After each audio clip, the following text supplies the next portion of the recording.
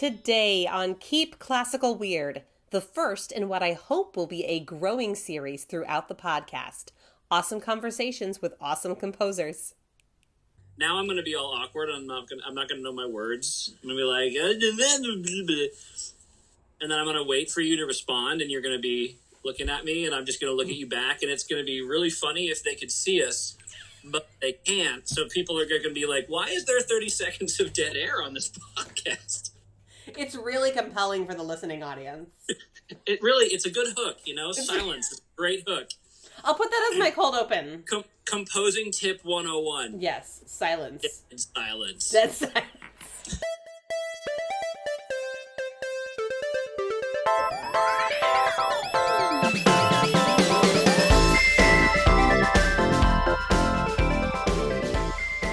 Welcome, friends, to episode 22 of Keep Classical Weird.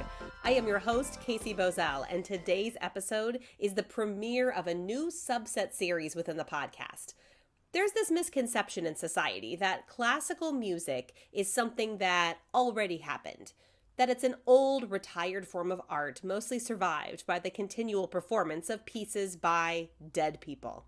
In reality, that couldn't be farther from the truth.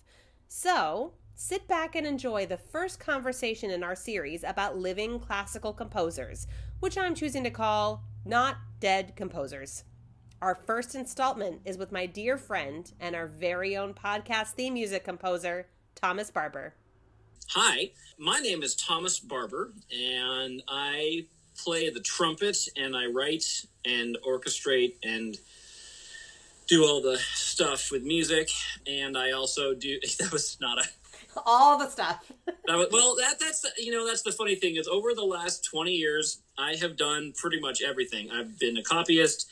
I have done transcriptions. To this day, I still do a lot of arranging projects, and I've been working this year a little bit with some composers, both to record trumpet and also to like, hey, these parts look like, they're not great. We don't like these parts. Make them look pretty. So I do a lot of copy stuff every once in a while. I used to own and run my own kind of small overdub studio when I was living in New York. And so occasionally the composer aspect would seep into that when they'd be like, why is this chord not working? And I'd be like, well, you got a four in a dominant chord and it just doesn't sound good. And then it would fix it, fun stuff. And then they would pay you for saying stuff like that? For those that don't know what that sounds like, it's terrible. Anyways, unless, of course, you set it up correctly, in which case it can be kind of a cool crunch.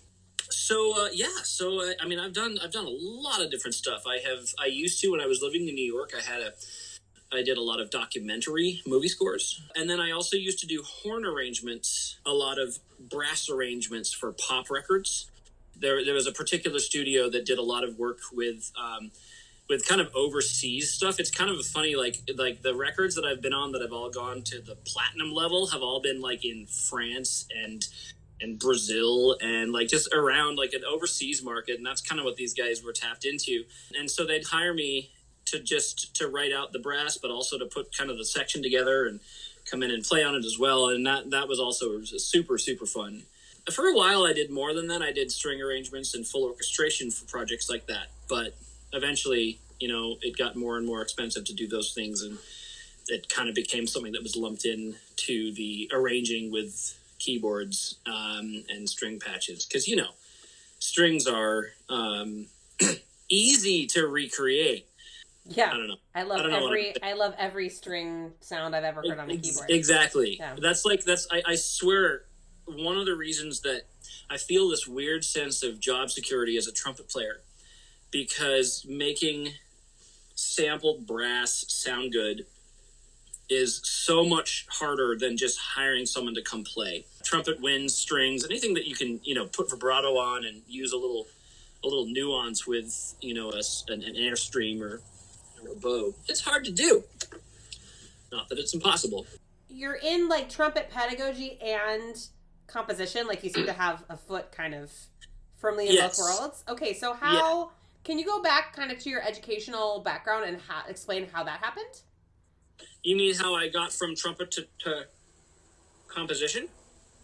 Both how you got from trumpet to composition and also like, because I guess I don't know if it was like actually a turn or if it was something you kind of added on. Yeah, so going back to olden times when I was like 10, I picked the trumpet because it sounded like an elephant and I liked that. So that in itself was a composition because it was fully improvised. Now, I didn't know that at the time, however, and a year later I wrote my first song. It was like this goofy blues that, to be honest, I really don't remember how it goes. My mom claims to, but then when I ask her to sing it, I'm not hearing it the way that I'm sure, it's missing some nuance from its original performance back in 1991. No, anyways, so, and after that, though, I just didn't think about composition very much. When I got more serious about the trumpet, and then I also picked up the bass, because that's my quote-unquote second instrument. And I wanted to pick a rhythm section instrument because I wanted an understanding of the, trumpet is the top end. You're always like, people always say this, and it makes me cringe so hard. You're the icing on the cake. And I'm just like, good. Why does that make you cringe? It's just I hear it so much. Like, come up with a different way to say it. Do you agree with it? You just don't like that analogy? Yes, because in a lot of the context that I've heard that phrase, it's like, you have your rhythm section, and that's what you need to, or if it's an orchestral thing, it's like one of my favorite, Jerry Goldsmith, who's a film composer that wrote all the Star Trek themes. The real, not the original, sorry. He was like, I have a string ensemble, and everything after that is just kind of, well, I'm going to use the phrase icing on the cake. And a lot of the work that I would do as a brass arranger, it would be, the song would already be done. If you released it without, it would still be a perfectly functional song. But, that's one of the things that I love about brass is its ability to punctuate and augment. So while I say the phrase bothers me, the role is actually really quite fun. I love being able to be up there and just kind of do all the fun little hits and the stabs and the interludes and the solis, and then every once in a while you got to take a solo and then you got to sit and watch the bass player in the back just play this, play the same line. And I'm saying that facetiously because I found that role also I love, like, deeply. Like, playing bass is so chill. And I love it so much. Just to, like, some of my favorite gigs over the last decade have been like, and I don't do this very much on trumpet, but like playing bass for like a Stevie Wonder sort of cover band, just laying it down, it's just so fun. When I hit late high school, I started to look into, there was actually this moment in the ending of E.T., and it was like the emotional high point. And E.T. is kind of a fun score because when John Williams first wrote it, they couldn't line it up with the movie. It was too complex. There was too many moving parts. It was like a 15-minute long cue. So Steven Spielberg, this is probably like I don't know how many times you would get this look. Steven Spielberg was like, well, why don't you record it how you're feeling, and then I'm going to recut the movie to the music. Which, I mean, think about that for a second. If that had, like, that's the kind of thing where I can't imagine it ever happens. Anyways, at the end of this, he uses this chord. I'm going to play it here. It's a dominant 7 with a sharp 9 on top, and he uses it for just a second. And for some reason, like, that caught my ear. Well, not for some reason. I was really into jazz at that point, and I was like, wait a minute. You're not allowed to use that chord in any other area. When you're 17, you know everything, right?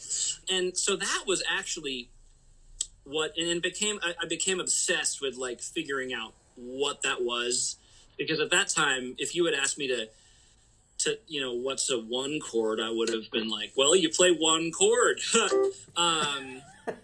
I didn't know anything about theory. It was all ear-based. So it was this particular moment that just struck me as like this weird jazzy thing, breaking the rules. It was rebellious. I don't even know. That kind of sent me along the path of like, I need to know more about composing. I need to know what goes into all of this. Oh, that's earlier than I thought it was. Okay. Well, I mean, I didn't get good at it until a decade later, Right. I just didn't know. Yeah, I just didn't know how early that like entered your life. So that's cool. That's really interesting to know. Well, it was one of those moments where I learned a lot of this stuff. I had some really good teachers in high school, but none of it really stuck until I started to, like, I took my first arranging class at UNC. For those of you that don't know Casey, the University of Northern Colorado, where Casey and I both went to school. Although we didn't know each other very well at the time. No, you were too cool. And I see you always say that, and I always say nah. No, you were a string player. You were like one of those, like, those people. It's the divide. It's real. Yeah, It is. It actually is. It's kind of silly. So it wasn't until then that I started to, I took that arranging course under Gene Aitken, who was I think it was his last year there. That's when I started to get a little bit more into orchestration, and he said a really fun phrase for me. I had written this orchestral piece as my final, and he was like, "Yeah, you see, you're at the climax here, and oboe 2 is sitting out, not playing." And he was like, "Come on, man! All the kids in the pool at the end of the piece. You got to have everybody play." But it was also around that time that he was like, "If your parts themselves aren't works of art, nobody will be able to read your music at a session." Because he did, like, recording sessions in LA. He would sometimes, he was kind of famous for this. He would, like, start off his jazz band on Friday at like 12:50 in the afternoon. He'd start the count off for the last song, and while the band was playing, he would leave to go to the airport, to fly to LA to do a recording session or two, and then he'd be back like Monday morning to teach for the rest of the week. So it was, that was always kind of fun. I always that was a very alluring thing for me. I was like, I want that. And then I actually started touring at some point and was like, nope, I think I'm good with having at least one day a week off. I don't know. Anyways, so I feel like it was at UNC where I started to really kind of put all the pieces together, because up until then I hadn't really needed to. It was kind of a neat pursuit. It was a neat theory, just like, what can I use to further my own jazz improvising? And my twin brother and I have been, film score fans since we were, 12. And so, like, to know how movie scores were put together and that sort of thing. But yeah, it wasn't until college where I started to think, like, this is something that I kind of want to do more of.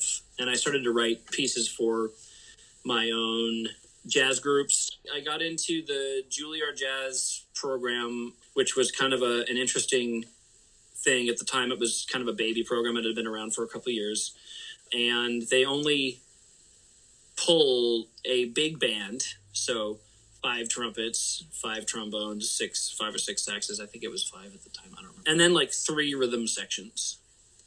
And so it was a very small program. That's where I took more arranging classes and kind of branched out. And by the time I graduated from school, which it was a 2-year program, this was before they had a master's, so it was like an artist diploma program. By about the time that I graduated there, I had kind of met just a small group of people through random gigs. It's like that whole phrase, like, don't ever turn down a gig because you never know where it's going to go. Like, that happened to me like 4 times that year. Like, I literally, someone was like, hey, this gig sucks, I don't want it, you want it, it pays $13. And I was like, sure. And I went, and there was like, playing sort of stuff that I had no idea how to play, just music I'd never come across before, and it was a terrible experience overall. But then I met someone who was like, hey, you did it, nice, here's a job. And then I literally got like a weekly gig out of that lasted for like 5 years. Oh, wow. And that in itself branched out, and I did some so it was really, that was kind of fun. I've known you, especially since you've been in Portland, as a trumpet player and a composer. Sure. And I don't know, that combination and like having so much work in both seems rarer to me. It got a lot easier once I started compartmentalizing my time for these. I used to just say yes, like whatever came along, I'd just be like, sure, give it. And then I would end up trying to jam my teaching schedule, my performance schedule, and my composing schedule into we were joking before the podcast starts. We were joking about alternate timelines. Like, I would have needed alternate timelines to do them all correctly, but it would end up with me staying up like 4 nights in a row and just being a garbage human at the end of that and needing a week of sleep. And, that was fun when it was when you were in your 20s. Sure, it's exciting. I'm proud of my record. I got a call to write a big band piece that was due by 9 a.m. the next morning, and I did it. Like, that was what? like probably the quickest I've ever done any sort of thing. Can you talk about how that came about? What was that situation? It was literally just this random, hey, we need something by tomorrow. I honestly don't remember even who it was for. Like, this was a long time ago. But, like, the fact is that there was a session going on. They realized that the song they had wasn't working for what they needed. And so they needed something else. And the trombone player that was in the band was like, you got to call this guy, because we had worked together before. And they called me, and I was like, I'm saying, yeah, that sounds fun. And, of course, inside I'm, like, screaming. What would you say are your favorite instruments, or let's say ensembles or whatever, to compose for? Hands down, the ones that have been the most rewarding and just like, that was so cool, was full orchestra. I feel like I'm obligated to say like jazz groups, but it's really like it's not. I really like working on pop tracks and orchestral stuff of any kind. So starting with, the form that you want and getting a mock-up, and then so the mock-up is like, you put together on the keyboard what you want to happen, and then kind of workshop it until it feels, to once again borrow another idea from John Williams, you have to your pieces have to feel inevitable. Either your melodies or the hook that you have, everything, it has to feel inevitable. Like, there's just no other way that it could go. And so that, for me, like, putting together the complexity of both drums, bass, keyboards, guitar, other stuff, horns, vocals on top of that, and somehow making sure that everything is in service to the song and the lyrics, while still giving everybody in the group the chance to have fun. I try not to write a bass line that's just catchy, let's though. Go get some coffee. Well, yeah. Those were good lyrics. I know, right? I'm good at it now. Just kidding. Anyways, so there's so many different ways to compose, and that's its own really, really long discussion. But like, as an example, I sometimes, I try to spend at least 10 minutes every day, and I sit on my keyboard, and I pick a note, and I just try to build a chord sequence around it. And they're simple and stupid, and a lot of the times they sound like whatever I listened to earlier that day. But it's like, I try to think about what chord sequence I like, and if I find something, even in 10 minutes of garbage, if I find like 3 usable sections or something like that, or even 1 usable section, that's a victory. And other days I'm writing on my trumpet today. So I put a melody together that just feels really good on the horn. And then I work backwards. So I have my melody now. Now I need to figure out the chords, and then I need to figure out how to arrange it. Sometimes I get Sibelius up, and I'm just going for it. And I just, instead of writing the entire song out, I'll try to sketch the form that I want, because I learned the hard way that the moment you don't sketch the form out, then you spend 2 days working on 4 bars, and then you realize that you need another 90 to make the thing work, and it took 4 days, and all of a sudden you're like, I want to work on another field now. But my point is that sometimes I like to just like go for it and orchestrate fully as I go. A lot of people have asked me in the past, how do you start a piece that's so complex? Because one of the common mistakes that I think a lot of beginning composers make is to hear it all at once at the same time and then write it out. And so they're trying to, it's like, you go, like, I do a lot of composing in the shower. I'll get in there and I'll just like envision the song in my mind. And I say the shower because I actually specifically do this. Like, I kind of get into that meditative warm water thing, and then I just let my mind go, and I envision the song in my mind. And then every time I get something that I want, then I'm like running out of the shower, trying to write it down before I forget it, because I was in this weird meditative state. What I need is like a waterproof pencil. I want that. I'm gonna And like a waterproof like notebook or whatever. no, just write straight onto the shower walls, so that the next person that Oh. lives there is like, it's like that crazy person, like the conspiracy theory dude. They walk into your room and it's covered in news clippings. That's what I want. That's what I want the shower to look like. Oh, Just that's like music beautiful. everywhere. Yeah, and Yeah. arrows going from one scrap to the next. And yeah, this is great. Yeah. Quarantine. This sounds like a healthy quarantine habit. Totally. Can you think of some of your favorite compositions that you've had in your career? I'm trying to.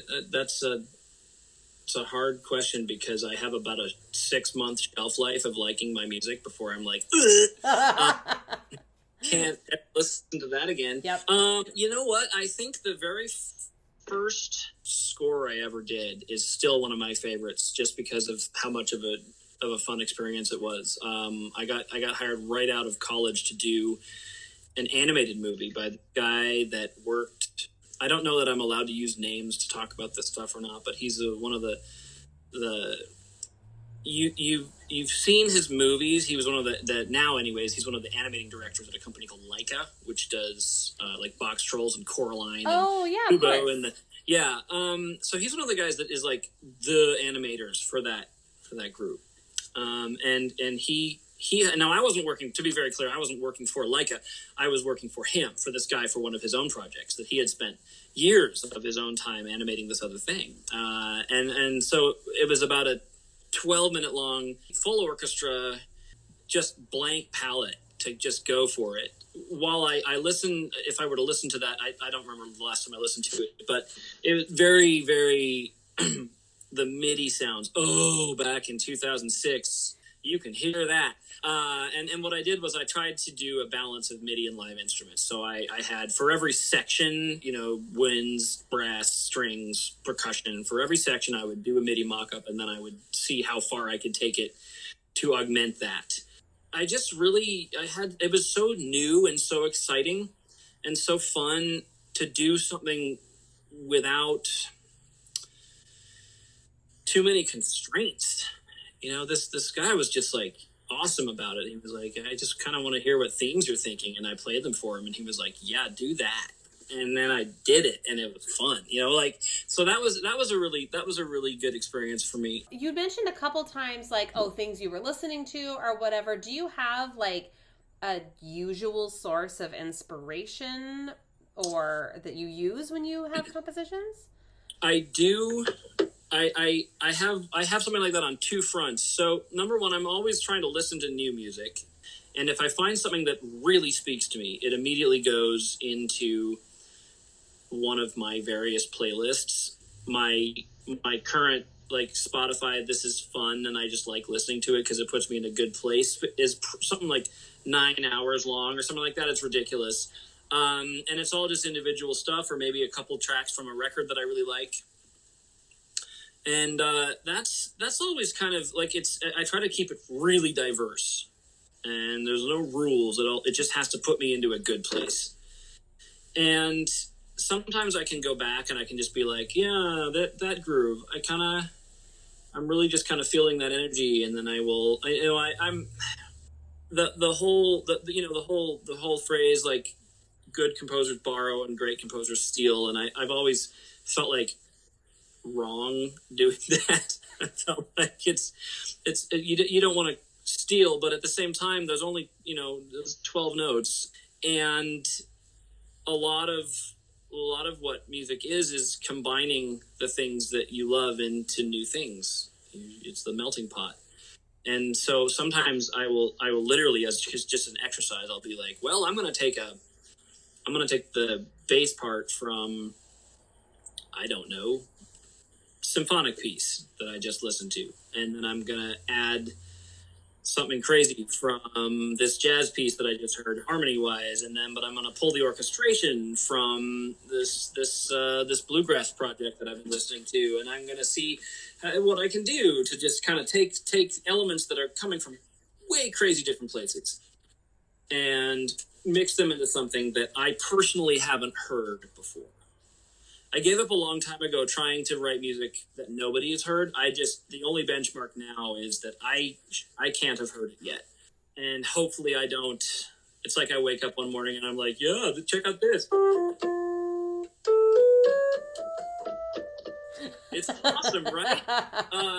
And then my brother will be like, "Oh, Tom, you need to rest. Go back to bed for an hour and listen to that again." So hopefully that doesn't happen. But I'm pretty sure that's like a rite of passage for any composer to just slave away at a project, and then you're like, "Oh, this sounds like something," and then it just eats away at you, and you call everybody you know and like, what does this sound like? And everybody's like, I don't know, and finally someone's like, yeah, that's that's cool in the game, bro. Yeah. Exactly. It's the theme to Fortnite. Yes. The current project I'm working on is specifically music that just feels good. I'm not trying to break any ground. I'm not trying to rewrite the book. I'm just trying to write stuff that just puts me in the best possible mood. And that's been a lot of fun. And it's been kind of its own form of therapy to get through. And it's kind of fun. I'm at the point now where I'm starting to consider, asking people to play on it. I have one of my friends who plays drums. I'm going to get him to play the drums because right now the MIDI on it is terrible, and I never spend any time on drum tracks because I almost always end up recording it with a human. So that's been really fun. That's been a really good thing for me.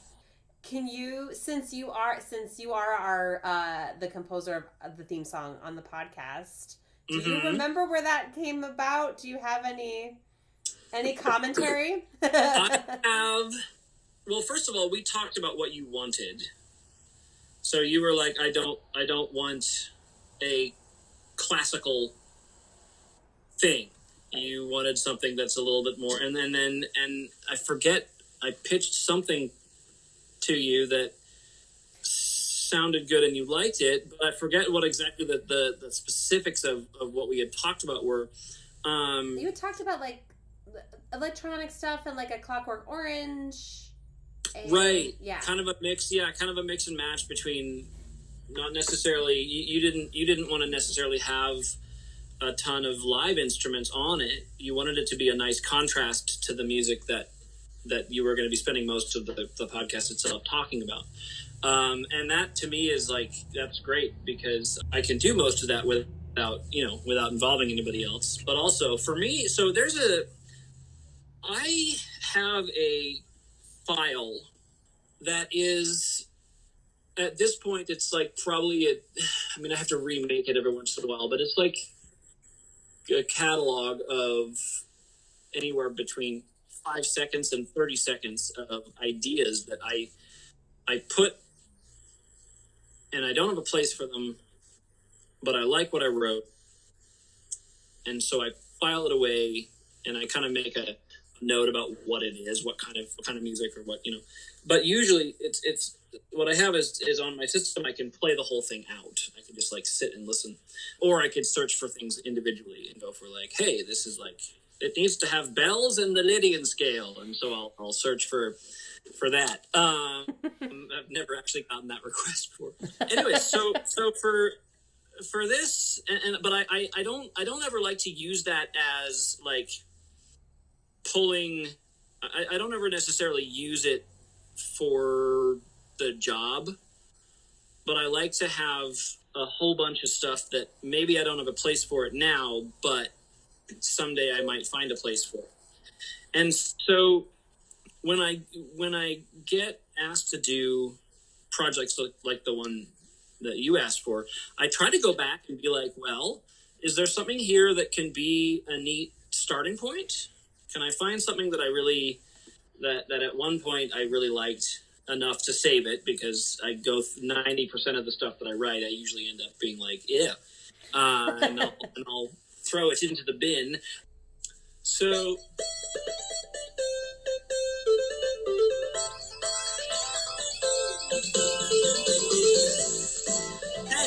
theme. I know, it's good.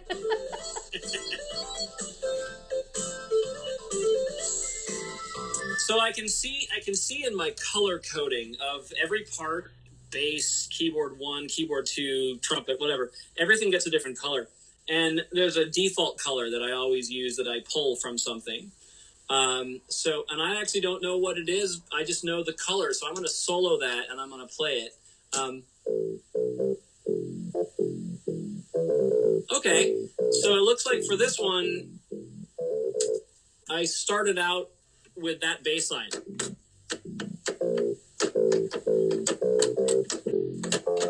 Oh man, I forgot when I play everything here on this file is like mastered and all the effects are on there and it makes my system die. Like listen to the keyboard clack followed by the you hear that? So the notice, so I can't actually play in time on this. It's like it explodes. Anyway, so it looks like that's probably what I pulled. I just found that bass line and was like, yes, this is peppy, and I can build whole bunches of stuff off of it. And I do that in order to use. I feel like there's always going to be a situation as a composer where you run into a request and you can't hire staff to help you with the time crunch, or you don't have time to do. And see, for me, the hardest part is the seed, the hook, or the first bit. That's always the hardest part. And I always try to come up with something new if I can. But other times, I feel like something really clicks. So that's why I kind of go through that file of mine and just be like, well, let's see if something sounds like what the direction that we're going, and then we kind of go from there. So I can't tell if I'm disappointing you horribly or not by admitting this to you or not, but it's like this is kind of something that I've found to be very helpful when I don't quite know where I'm going to go yet, and for all I know, I might have something to work in. In this case, just that bass line stood out to me. And so I threw it up and I modified it. The original thing, the bass line is a lot different, but it still has that sort of, that sort of thing. I'm making that up when I go, but it's like, it has that same sort of groove to it. And then I kind of took that and was like, yes, this will work. And I don't have to feel guilty about it because it's completely something that I wrote. I'm not like looking at my Spotify list, and then I can just kind of go from there. And so you just layered a lot. Oh, totally. On top of that, cool. So the next thing for this particular song was just getting the actual hook down. There's the thing.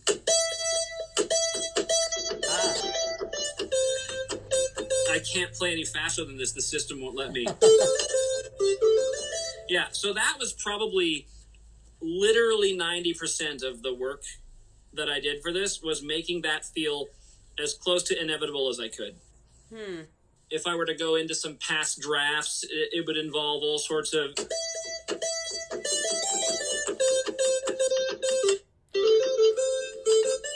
Okay. Something like that. The inevitability of getting that hook right.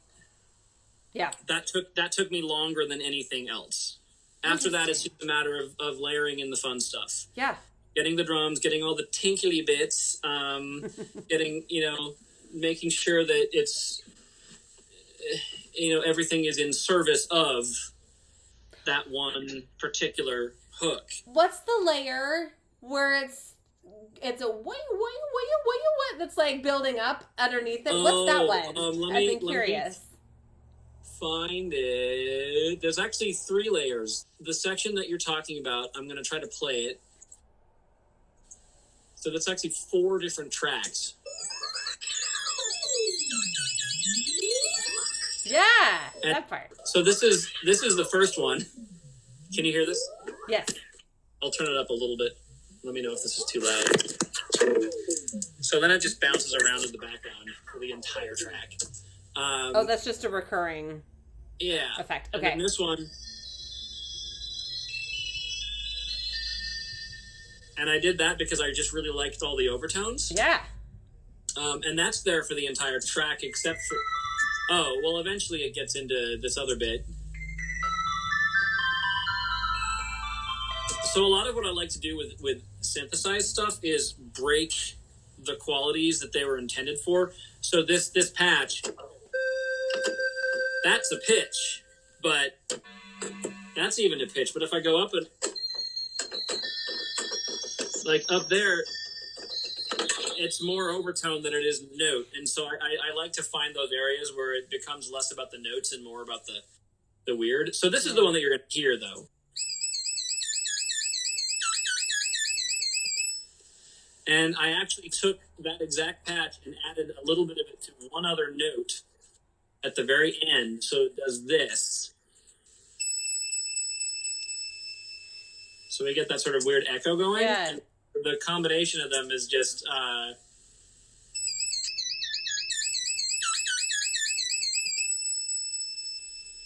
Nice. And so it kind of has that little ring. I really like it when it... But then, yeah, so then you add in the other elements that are more like kind of percussive.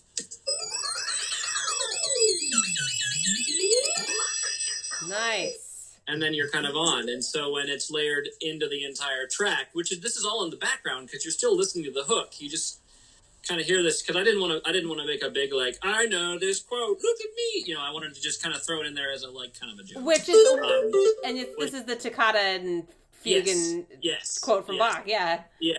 So this is what you're hearing.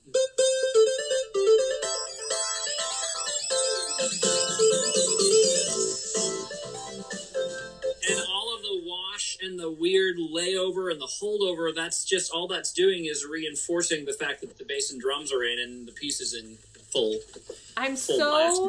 mad that I never knew you were quoting Bach within the span of this. You didn't. I didn't catch it. I love it. What I love about that is that I was subtle enough. You were super subtle. I mean, it's so, like, now I can't unhear it, obviously, but Right. I'm so mad at you. I was entirely convinced that you would hear that and No. like your eyes would roll out of your head and you'd have to put them back from the floor and then call me and be like, nope, fix that. That's stupid. No, and I love it too. That's so awesome. Oh that's my so God. good. That's good because my whole intent was to obscure with the weird so that maybe you didn't really notice what it was. That's great. And that's really like it's, you know, putting that in and then building the story around it. So it's analogous to the podcast itself. I love it. That's my favorite part of composing for something is you get to find. I always love asking. I'm going to give you the same question I ask. I like my composing students. What is this chord? And they're like, they give me the blank eyed, and I'm like, what? You didn't obviously hear that I was writing about the cliffs of Dover? Right? It's like you have to, and then I ask them to figure out what does that mean to them? What does this theme mean to you? And then they have to, you know, we did an entire lesson last week with this one guy on the color blue and how many different places we could go with that. And that's so much fun writing for picture or for something like this where you have the chance to use the humor in music to directly interface with a language concept with like a, you know, weird classical. And I don't know, this makes my day that you didn't know that because I thought that I was way too on the nose with it. I love that so I love much. it too. Did my job for once. Anyway. And that is our show for today. My deepest thanks to Thomas Barber. Who would have thought that he would have revealed something about my very own theme song that I didn't catch when I'm already 22 episodes in? Check out more of his stuff at thomasbarber.com and on Instagram at thomasbarbermusic. Web development support is provided by Tina at citybeautifuldesign.com. Keep Classical Weird is created and edited by me, Casey Bozell. Find us on Facebook, Instagram, and Patreon. And please drop me an email at keepclassicalweird@gmail.com to let me know what you think of the show. Thanks so much for listening, everyone. Stay safe and stay weird.